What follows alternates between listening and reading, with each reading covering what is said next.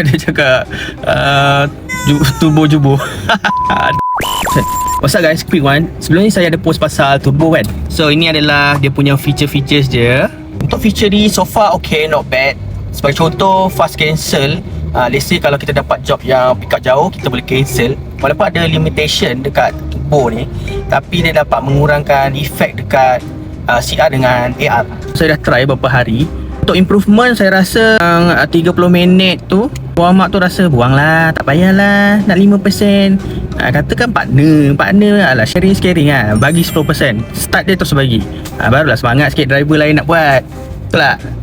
Sebab adalah dapat komen daripada masa tu saya post dekat mana, TikTok ke YouTube. Dia cakap turbo jubo.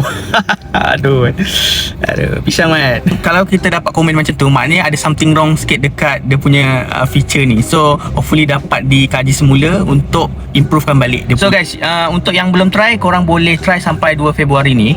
And yang dah try tu apa cerita? Komen kat bawah kan, okey tak okey.